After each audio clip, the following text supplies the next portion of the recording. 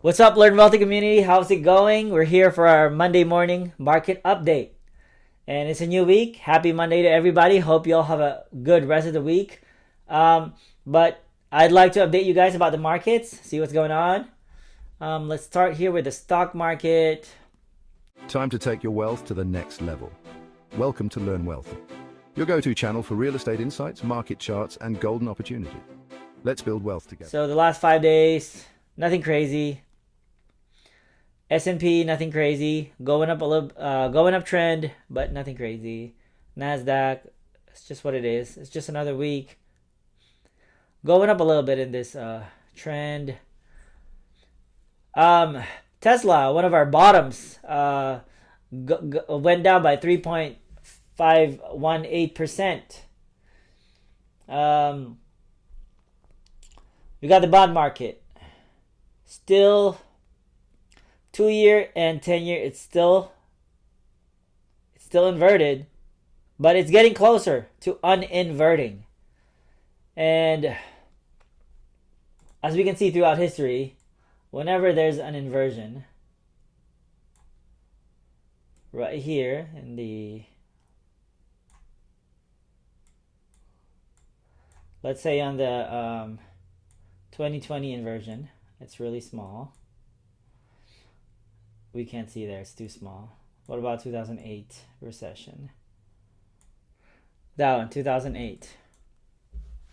So it's like going up and down, up and down, up and down. It kind of uninverts and then it went back down a little bit, and until it fully uninverts, and then we get the recession. This gray bar is the recession. This big gray bar is the 2008. So it's the same thing for every other recession. It kind of tricks you in an uninverting and just goes up and down, and it uninverts, but it's not it, and it uninverts, it's not it, and then it fully uninverts, and then we get the recession. So the 2-year and 10-year treasury kind of does this. Recession! It kind of scares you into it first, and then until it finally lays down the recession. So that's what's happening here. We haven't even really uninverted yet, but we came really close here. But we're gonna give you market updates. We're gonna talk about other things too. So we're gonna get a bigger picture on how, a more clear picture on how soon are we gonna experience the wrath of this historical data, historical events that's been happening throughout. So gold is still over 2,500, and silver, I believe it hit $30 per ounce. Oh, 29. It actually went to 30, I believe, early last week. Oh yeah, it did. But yeah, it's around $30 silver right now. Gold and silver ratio is still over 80. 83 right now. It lowered a bit. I believe that was 88 recently. Yeah. So in relation to gold, in relation to silver, gold is still way more expensive, but it's getting cheaper because silver is trying to catch up.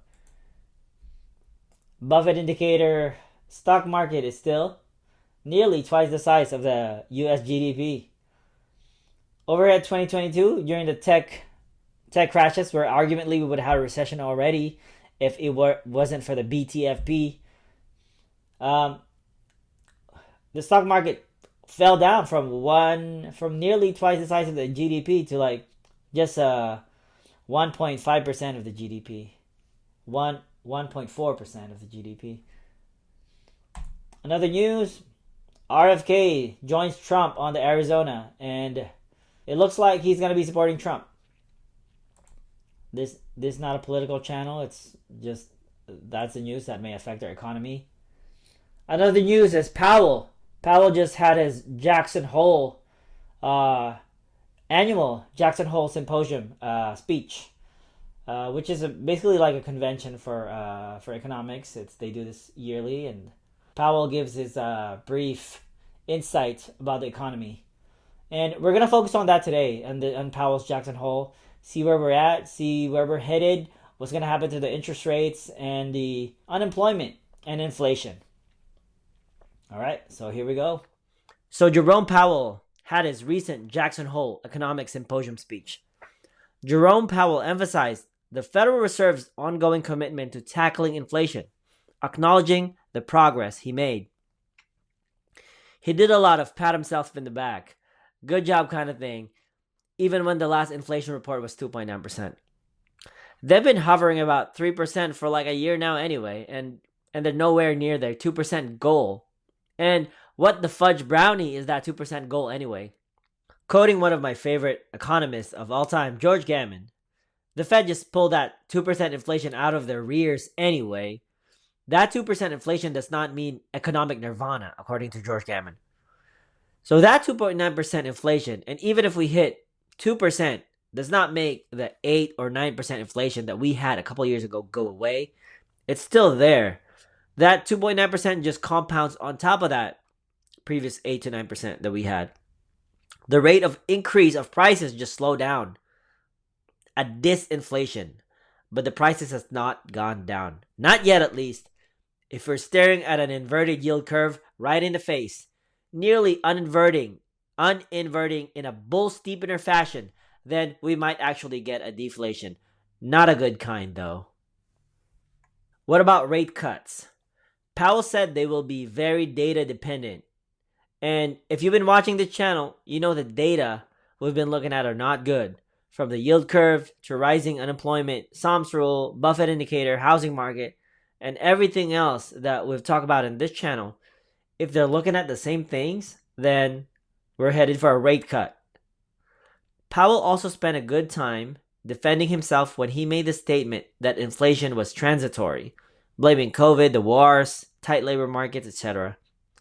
But no matter what happens in the short term, rate cut, no rate cut, recession, no recession, deflation, no deflation, I believe that all roads will eventually lead to more inflation, as the way the government always reacts to a crisis. At least in the broader long-term picture, historically, the economy does not go in a straight line, but the value of the US dollar in the long run will keep losing its purchasing power. I hope you enjoyed today's Monday market update.